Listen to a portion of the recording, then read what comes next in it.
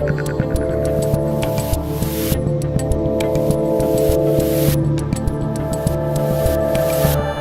right, what's up, everybody? It is November 24th in the year 2020. I'm Dave Rubin. This is the Rubin Report Direct Message. There's a lot going on, as there seems to be these days. Before I do anything else, though, I have to have a bit of a mea culpa. I have to issue an apology because something happened yesterday, and I feel that if I don't acknowledge it now, it will just spin and get worse and worse and worse, and one day could potentially destroy me, a scandal and the whole thing. So here it is. Last night at about 10:15, I took my dog Clyde out for a walk. I know we're not supposed to. I know we're supposed to remain in our homes, trapped like rats from 10 p.m. to 5 a.m. as per the orders from Commander Newsom. But Clyde was looking at me. We were sitting on the couch, and Clyde was glancing at me, and I was watching Seinfeld. It was the Soup Nazi episode, actually. There's so much talk about Nazis now. And he's looking at me, and it was just obvious that just letting him out to pee wasn't enough. He really needed some exercise, and he's about a year and a half, and he's a boxer and part pit, and there's a lot of energy there. And I thought, I'm not going to just let him in the backyard. I'm going to take him out for a walk. So at about 10:15 last night, I, Dave Rubin of Los Angeles, California, took my dog out for a walk. So look, let the chips fall where they may. It's like, are the stormtroopers going to be banging at the door while we're doing this live stream? Maybe. And will I have done it to myself? I suppose. So if that's what happens and they throw me in the gulag, I just want to say it's been a pleasure getting to know you guys. I hope that I've provided a little sanity in the storm, and somebody come to my house and take Clyde and just walk him earlier in the day. Okay. All right. Now that we've got that out of the way, and again, if the stormtroopers come, we'll just pause the live stream and I'll just walk out. Okay, a bunch of stuff I want to talk about today. Lockdowns are expanding all over the place. I'm actually only going to focus on LA for just a little bit because there's some really crazy stuff happening in New Mexico, where they're actually shutting down grocery stores and Walmarts and all sorts of stuff. It's like, okay, we're going to lock people in their houses and also make sure they don't have access to essential goods. That really makes a lot of sense. So that's the first story we're covering today. Number two, you all know about the big Gavin Newsom dinner up at French Laundry, one of the most expensive restaurants in the entire United States. Well, originally when the story leaked, they said it was 12 people, it was outdoors, there were social distancing, masks, blah, blah, blah. It all turns out to be nonsense. There is a reporter, and we'll get into it, says 22 people were there, no masks, no social distancing. And get this, guys, get this. You know how much the alcohol bill was, the bar bill, the booze bill? $15,000. That is about $750 a person in alcohol, wine, booze. I'm a wine guy. I like good wine, and I don't begrudge people that work hard for a living spending their money as such. But Newsom, we're going to have to discuss a little bit about you in just a moment. And then finally, you know, as we're seeing sort of the mainstream media kind of recalibrate right now, like they really feel like the Biden thing is here and they're very excited to get on their knees and fillet him endlessly and the empire. I found this thread by a journalist, a guy by the name of Jake Sherman, who's an NBC journalist and a Politico journalist. And I'm just going to read the whole thing to you because you need to see a perfect example of how these people are not journalists, but they're activists. And I didn't even need to use air quotes around activists. But before we get to any of that, guys, I want to talk to you about Second Thoughts. I've got it right here in my hand. Second Thoughts is this year's new favorite party game that's sure to be the hit of your next game night. At some point, the election results will be official. I don't know when, but it'll be more necessary than ever to connect with family and friends over some lighthearted fun. David and I always host Thanksgiving. We're doing it again this year, as you guys know, and we're looking forward to playing some Second Thoughts after a delicious turkey dinner. We got a record-breaking huge turkey. The play of the game calls for each team to quickly create a list of words for their opponents to decipher, leading to hilarious bepuzzlement and laughter. Simply put, guys, it's a classic word guessing game with a unique twist that allows players to personalize the content with their voluminous sense of wordsmithery or just their witty and warped imaginations. Each round of Second Thoughts is a hilarious high-speed attempt to stump the other team. Both teams create a list of 5 things using the letters revealed from the colored dice. Be witty and wise, but don't take too long because time is not on your side. The amount of time it takes your team to create the list is exactly how much time your opponents get to guess them. This game gets really fun after a glass or 2 or 3 of whiskey or wine. Good for Gavin Newsom. Second Thoughts, the quick thinking versus fast talking party game. And for the month of November, guys, the game will be on sale at a special price. So be sure to get yours today at secondthoughtsthegame.com. That's secondthoughtsthegame.com or at your local Target store. And now back to me. Okay, let's talk about lockdowns. I'm going to get us out of California. You know, I focus a lot on California here because we are the most psychotic state. I think there's a study that proved that. New York's close, but California's up there. It's oddly, I've only lived in New York and California, and yet here I am. So I don't know what that says about me. I should probably see a therapist. But let's talk about New Mexico, because New Mexico Governor Lujan Grisham is now shutting down groceries for 2 weeks after a spike in COVID-19 cases. So let's get the quote from the Washington Examiner. Quote, "A dozen grocery stores around the state have been forced to close for 2 weeks because of a public health order issued by Governor Lujan Grisham at a time when the state's residents are suffering from record high unemployment and food insecurity, critics say." Now, they've also closed a couple Walmarts. They've got people standing in lines all over the place. You can feel this kind of all over the country right now. Suddenly, like toilet paper and paper towels are suddenly in short order, and the stock is low and all that kind of stuff. So look, I'll do this at the broad level. I think you know my feelings about lockdowns at this point. There is no evidence that lockdowns work. There's no evidence that keeping people trapped in their homes work. We know actually that it's increasing suicide and it's increasing depression and it's increasing alcoholism and all sorts of other bad behaviors. And we know that people are actually gaining weight. They're not going to the gym as much. They're not acting as healthy. There's all sorts of mental health stuff. We know all this stuff. But now we've shifted this to not just closing malls and closing just the shoe store and restaurants. We're actually closing grocery stores. Now, this is roughly a dozen stores in New Mexico, and there may be a little more to the story. But this shit doesn't fly anymore, and we, the people, better start realizing what's going on here. What right does your governor or your mayor have to tell you you cannot provide for your family? In essence, that's what they're saying. And by the way, you know what 2 days from now is? 2 days from now is Thanksgiving, the holiday where we in America give thanks for the freedoms we have, for the incredible 250-year history of joy and freedom and goodness and richness that we have, that is the jealousy the world over. And as we roll into Thanksgiving, we are under the most extraordinary authoritarian lockdowns basically in the history of America. This is prohibition on steroids. It's just extraordinary. And speaking of prohibition, by the way, we're not even covering this story today, but the dingbat governor of Pennsylvania has decided that starting tomorrow at, I think, 5 p.m., there'll be no alcohol sales for Thanksgiving. Like, none of this makes sense. There's no science that says that you can't have alcohol on Thanksgiving during a pandemic, or that you can't buy it just the day before. I mean, there's going to be a lot of people buying alcohol today. Like, none of it makes sense, and we're pretending it all makes sense. But this idea of the grocery stores and shutting down, a place like Walmart, like, these are places where people get essentials. They get diapers. You don't just get food at a grocery store, right? There's other essentials. You might get some medicine there. You might get Band-Aids, all sorts of stuff. And we are just letting these people do these things.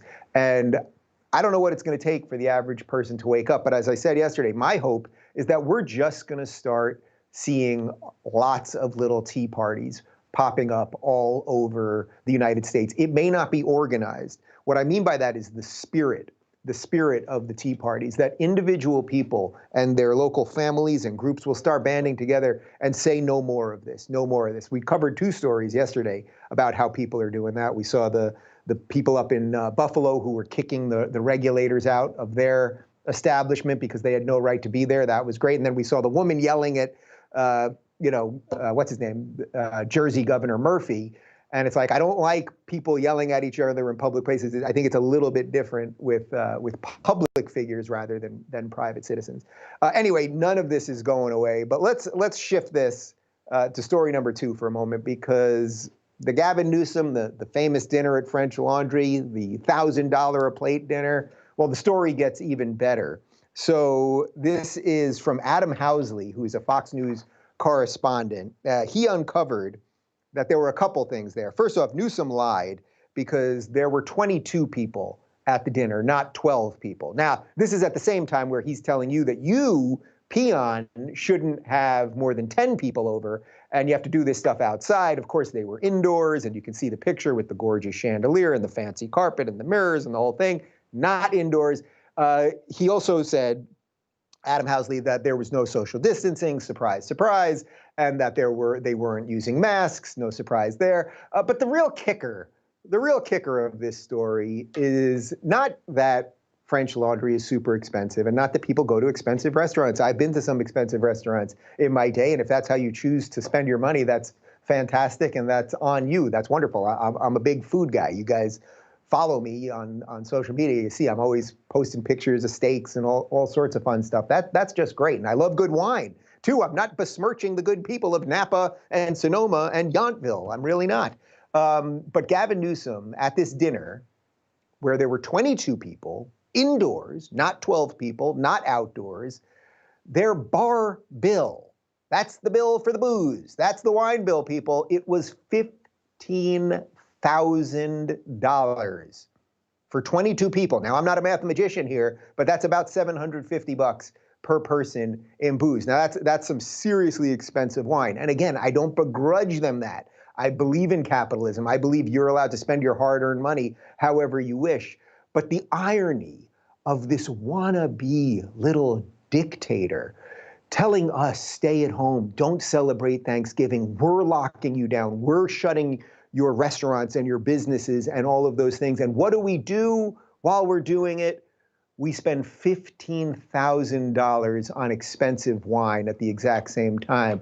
So, I wrote out a line here for Gavin Newsom, and I have my fancy glasses because I want to get this just right. So Gavin, I wrote it out here so that I can get it just right, but I do want to speak directly to you. Gavin Newsom, go fuck yourself. That was good. That was good. That felt right to me. That felt right to me. I try not to drop the F-bomb that often. I'm not like that Shapiro guy. He's afraid of saying it. He won't say it publicly. But I felt that, try it again. Gavin Newsom, go fuck yourself. It's better than CNN over here, people, I'm telling you. All right, let's talk about the third story. Let's just move on for a second. Oh, no, sorry, I want to jump back for just a little bonus on this story, because these lockdowns are happening all over the place. This is a video, I saw this on Twitter. It was catching fire, but of course you're not going to see it on CNN. Of course you're not going to see it anywhere mainstream. Oh, I think you'll see why you should see it there. This is from a Twitter user called @TheRightMelissa on Twitter, who I noticed she actually does follow me, and I believe, and we tried to find some more info on this, but I believe this is from California. And as you know, we've got this 10 o'clock curfew here now, and this video is from 2 days ago. Let's take a look. Not you guys. ACLU is fine. Get off the street. Go home. Go home. Go home, or you're getting arrested. You're under arrest. Curfew. You're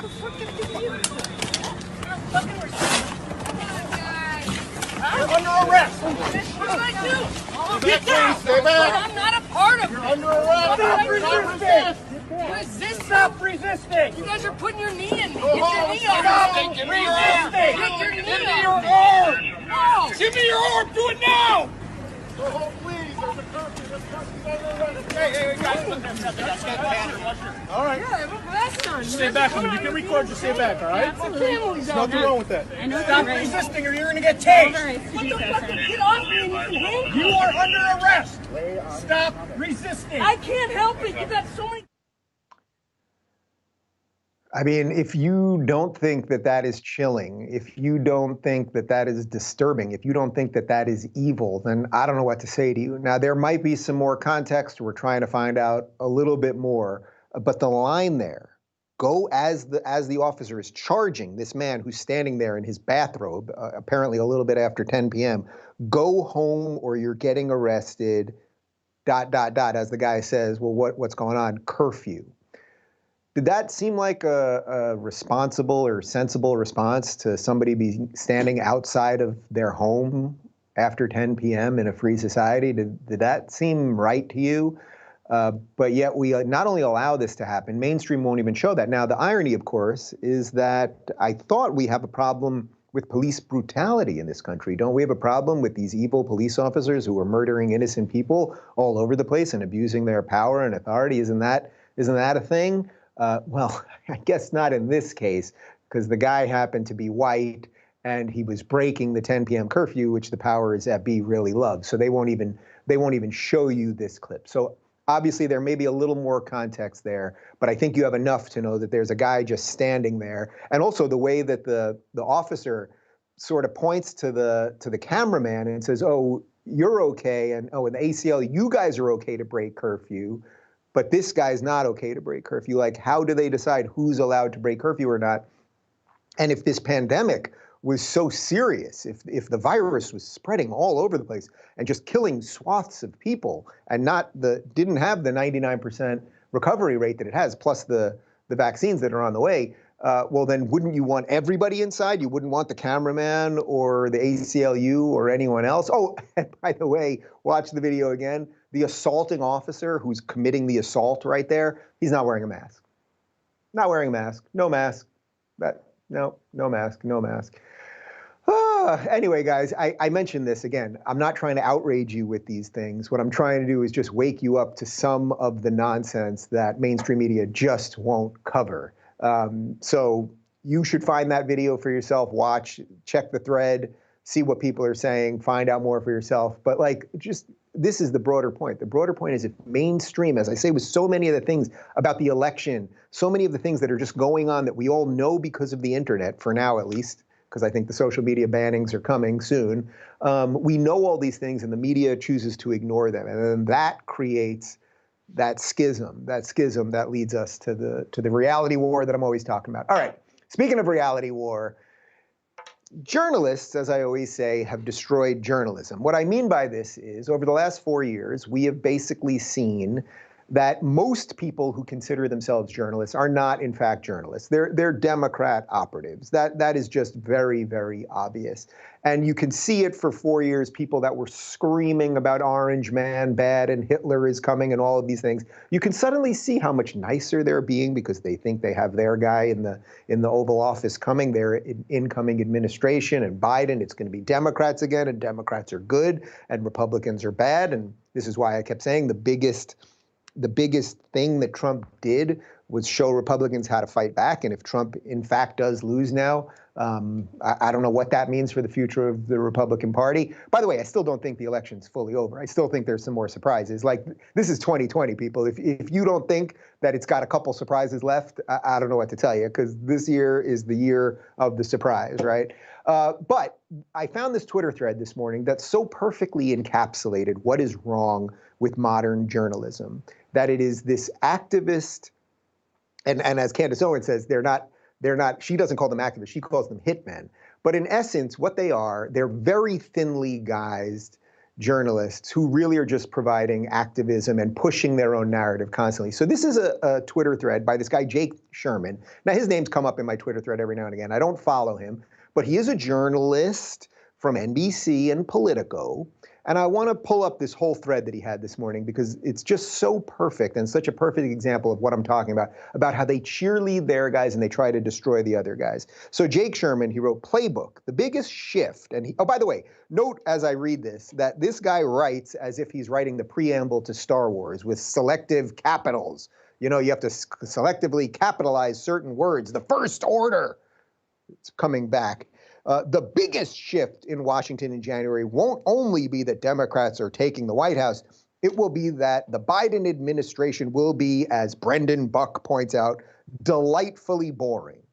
Now, that doesn't really strike me as a statement of journalism. It's a editorial right there. Harris Political calls it Joe Biden's team of careerists. Now, he then lists out a bunch of people that Biden is potentially bringing into the administration. Okay, this is an admin filled with people who have deep experience in government and in the agencies they will be running. The Post puts it this way.